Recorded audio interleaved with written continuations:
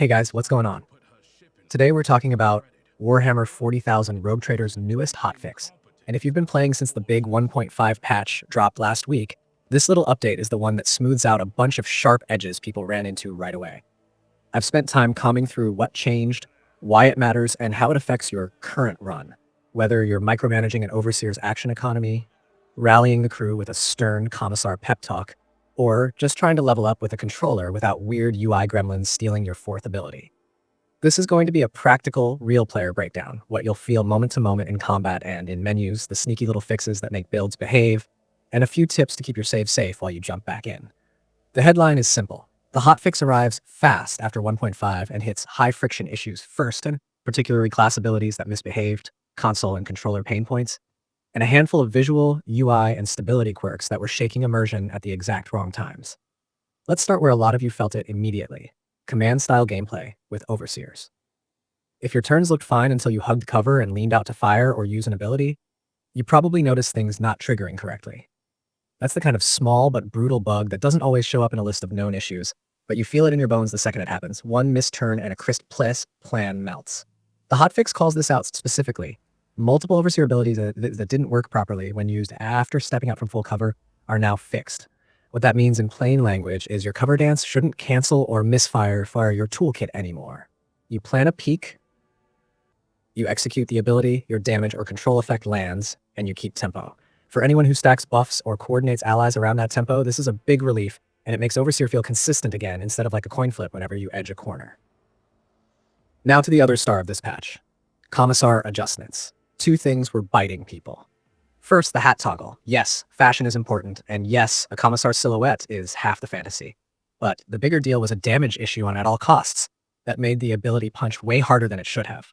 On paper, that might sound fun, but in practice, it distorts balance and can actually make fights feel weirdly trivial or janky as numbers fly beyond what your build supports.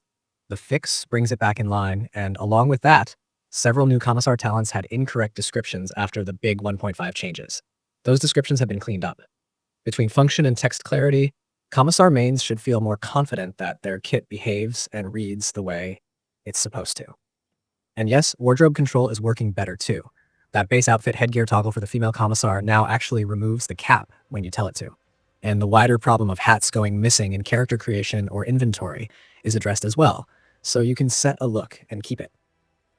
Controllers and consoles got attention, and this is one of those quality of life areas that makes or breaks an evening on the couch. People were getting blocked when selecting the fourth ability during level up for Soldier and Operative when playing with a controller or on console.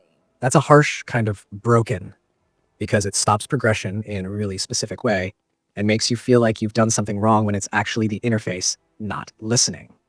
That's now fixed, which means your level up flows should be normal again. Another gotcha. Players couldn't change the appearance of mercenaries on console or even use the mirror in the quarters to tweak the Lord Captain. If you roll deep on companions and like locking in a theme for the crew, being told no by the interface is maddening. The hotfix sorts that out too, so you can get back to customizing without workarounds. These are the kinds of changes that don't read flashy, but they're exactly what you want addressed immediately after a large-scale patch shakes up abilities, items, and UI. There are a bunch of little fixes that add up to smoother play, and a couple are worth calling out because they target issues you only notice at the worst possible time. First, transitions between parts of large locations could fail to load. That's a heart sinker. Nothing like gearing up for a big push only for the world to hiccup on a door. Stability patches like this are under the hood, but you feel them in your stress level. AI turns also sometimes fail to end after a counterattack with a burst fire weapon. That's nightmare fuel in a turn-based game where you want crisp cadence from your enemies so you can plan your response. If AI hangs, the tension turns to irritation. With this fixed, those firefights should proceed with proper rhythm. Gear and text cleanup is sprinkled throughout, and this is where longtime Alcat players nod knowingly. The Fractal Blade now gives the correct parry bonus, which matters for anyone running a melee build that leans on reliable mitigation. When your numbers are off, you can't trust the math, and melee without trust gets real spicy. The Bringer of Terror, a heavy bolter, was letting people use it without bolter proficiency. That's fun until you realize it breaks the logic of progression and makes proficiency choices meaningless. That loophole is closed. Emergency Injector got its description back, which helps newer players understand exactly what they're slotting, and a sprinkling of pesky placeholder text like the 0 tokens in Colony Project descriptions have been scrubbed out. Even talent icons that lost their letters after 1.5 have been restored. None of these are headline features, but they pull the experience back toward the polished, readable space where the only surprises are tactical, not UI gremlins. One narrative wrinkle that stood out was a cutscene for the anatomical opera, sometimes failing to run and leaving the location empty. If you're doing a story-heavy run or you just really care about the vibe of a zone, that kind of break can make you wonder if you missed an entire thread or failed a check. Getting that sequence to run reliably means fewer lore potholes and less second-guessing, whether you triggered a bad branch or just hit a scripting issue.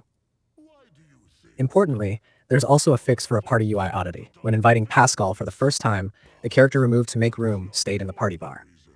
Again, small, but seeing the interface report a ghost companion layer's confusion on top of what's usually a meaningful story moment, choosing who rides with you. All cleaned up now, so what should you actually do before you update? My recommendation is the classic Owlcat routine. Make a fresh manual save in a safe area before you patch, especially if you're mid-quest in a multi-stage location. It's the best insurance against a quest flag getting weird, and it gives you a rollback point if a mod or an old config is doing something strange. And speaking of mods, remember that after a large baseline update like 1.5, mod compatibility can lag. If something feels off post-hotfix, double-check that your mods were updated after the big patch, not just before it. Owlcat's standing advice is to report bugs in-game, and if you want an official pulse on what's being tracked next, their known issues and patch roadmap below thread is the hub they keep updated. Skim it after you install, especially if you're heading into a late-act mission or a particular DLC area that can be sensitive to version changes. All of this arrives right on the heels of the chunky 1.5 overhaul last week. If you took a short break, and you're coming back now, that bigger patch was about new items, new talents for weapon classes like Plasma, Webbers, and Eldari Drakari tech, dozens of balance touches, some origin tweaks, and even cosmetic additions like fresh portraits. The hotfix today isn't trying to upend anything from those changes. It's stabilizing them, fixing descriptions, and ensuring the new toys and reworks play nice with consoles and controllers. Think of it as that essential round of tuning that follows the excitement, one that reaffirms the fantasy of your build by aligning the rules with the text and the UI with your inputs. If you missed the original 1.5 notes, it's worth a look just to see what's possible now. There's real buildcraft fun in the expanded talent and item space, especially if you like mixing Xeno or Astartes gear into your loadouts. Let's talk practical impacts on a typical party. If you run a control-heavy frontline with an Overseer orchestrating Overwatch zones and ally actions, you'll immediately feel better reliability on those peek and apply turns. When cover and ability timing align, your action economy hums, and the rest of the squad can commit without holding spare AP, just in case. The Commissar fix is bigger than it sounds for difficulty tuning. With at all costs behaving correctly, your spikes come from synergy rather than a single overtuned button, which actually makes the game more tactical and less about gambling that one skill will carry. It encourages using the class kit the way it was designed. Threat management, morale interplay, and well-timed execution, rather than leaning on a number that secretly got doubled. Meanwhile, ranged builds that were quietly benefiting from the heavy bolter proficiency oversight will need to spec legitimately into the weapon or pick up the right feats. It's a nudge back toward meaningful choices. If you want to lug the big gun, you invest. If not, there are still plenty of delicious options in the updated item pool. For console and controller folks, I'd carve out 5 minutes after updating to hop into your ship's quarters and confirm you can tweak appearances the way you wanted to post 1.5. Set your Lord Captain look, give your mercs their thematic armor pieces, and lock it in so you don't have to think about it again. Then run through a quick level up for your soldier or operative and make sure the ability selection screen behaves. Pick that 4th ability and save it. This isn't busy work. It front-loads the reassurance that the main issues are gone so you can relax into a longer session. If you were holding upgrades in fear of the UI bug, spend them now and see how the revised talent lines from last week's patch open up fresh combos. A couple of combat testing ideas if you want to feel the differences immediately. Take an Overseer into a mid-difficulty skirmish and set up a turn where you deliberately step from full cover, use a core ability, and reposition. Try 2 variations. One where you lean out to buff an ally, and one where you set up a coordinated shot.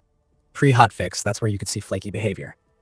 Post-hotfix, it should simply work, and you'll recognize how much smoother your plan feels when you're not second-guessing whether the engine will do what you told it.